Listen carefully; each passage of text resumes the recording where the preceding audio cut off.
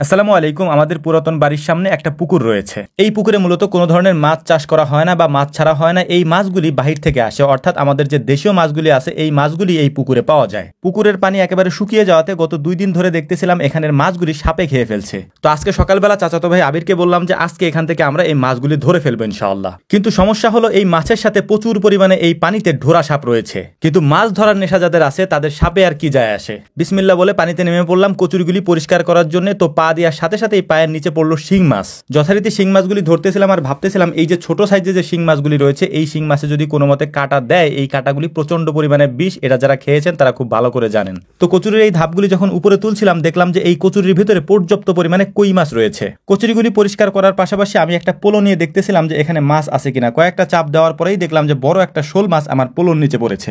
স্বাভাবিকভাবেই আবদ্ধ পুকুরে আমরা যেসব সাদা মাছ বা যেসব মাছ আমরা চাষ করি ওই মাছ ধরার মধ্যে আর এই দেশি মাছ ধরার মধ্যে অনেক পার্থক্য রয়েছে, অনেক আনন্দ রয়েছে। এই মাছগুলি সম্পূর্ণ প্রাকৃতিকভাবে বড় হয়েছে এবং এই মাছগুলিকে ছাড়া হয়নি, প্রকৃতি থেকেই এসেছে। তো যাই হোক, মাছ ধরার সময় সব থেকে বেশি যে সমস্যা আমাদেরকে পড়তে হয়েছে সেইটা হচ্ছে এখানে পর্যাপ্ত পরিমাণে সাপ রয়েছে, যেটা আমি ভিডিও শুরুতেই বলেছি।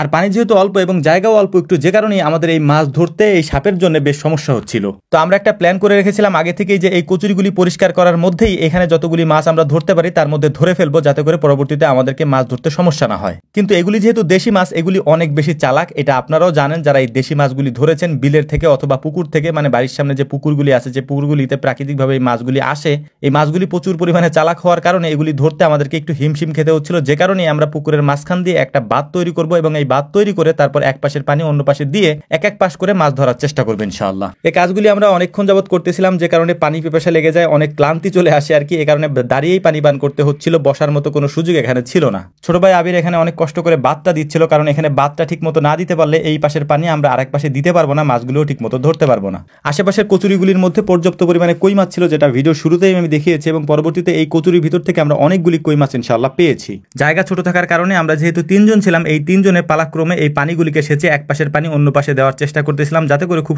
দ্রুত আমরা এই জায়গাটাকে শুকিয়ে মাছগুলি ধরতে পারি। জায়গা যেহেতু এখানে অল্প, যে কারণে আমরা এক পাশের পানি অন্য পাশে তেমন একটা দিতে পারি নাই। এক পাশের পানি দিতে দিতে দেখলাম যে আরেক পাশে পানি চলে আসে আর কি। যাই হোক, আমরা শোল মাছগুলি, বড় বড় যে শোল মাছগুলি ছিল এই শোল মাছগুলি ধরার চেষ্টা করতেছিলাম। যে সাপগুলি এখানে ছিল, জায়গাটা পরিষ্কার করার কারণে সাপগুলি এখান থেকে উঠে গিয়েছে এবং কিছু সাপকে আমরা তাড়িয়ে দিয়েছি এখান থেকে। তো যাই হোক, আলহামদুলিল্লাহ মোটামুটি আমাদের মাছ ধরার কাজটা অনেক অংশেই শেষের দিকে এখন, কারণ আমরা পুরো পুকুরটা সেচতে পারবো না, ওই পাশের পানি এই পাশে চলে আসতেছে, যে কারণে আমরা খুব দ্রুত মাছগুলি ধরার চেষ্টা করতেছিলাম পোলো দিয়ে, মানে পোলো চাপিয়ে। তারপর হচ্ছে যে বড় বড় যে শোল মাছগুলি আছে সেই মাছগুলি যাতে ধরা যায় সেটার জন্যই মূলত হচ্ছে পোলো চাপিয়ে চাপিয়ে তারপর মাছগুলি ধরার চেষ্টা করতেছিলাম। তো একটা ফলি মাছও আমরা পেয়েছি, মানে ফলি মাছগুলি সাধারণত এমনি পাওয়া যায় না, তো আমরা একটা পেয়েছি আলহামদুলিল্লাহ। যদিও মাছটা অনেক ছোট, তারপরেও যেহেতু ইউনিক একটা মাছ এই জন্য একটু ভালোই লাগতেছিল আর কি। তো যাই হোক, আলহামদুলিল্লাহ মাছ ধরা মোটামুটি আমাদের শেষ। তা আমরা এখন এই জায়গাটার বাদটা ছেড়ে দিছি, যাতে করে বাকি যে মাছগুলি আছে পানিটা একটু কমলে ওখান থেকে যাতে বাকি মাছগুলি ধরা যায় আর কি। তো মাছগুলিকে আমরা নিয়ে এসেছি একবারে কলপারে এনে, তারপর এগুলোকে ধুয়ে পরিষ্কার করতেছিলাম, কারণ যেহেতু পুকুরটাতে ভিতরে প্রচুর পরিমাণে কচুরি ছিল, এই কচুরির কারণে মাছের কালারটাও কেমন কালচে কালচে হয়ে গেছে আর কি। তো মাছগুলিকে ধুয়ে সুন্দর করে কই মাছগুলিকে আলাদা তুললাম, এর পাশাপাশি অন্যান্য মাছগুলিকে আলাদা তুললাম। মাছ ধরাটা মূলত হচ্ছে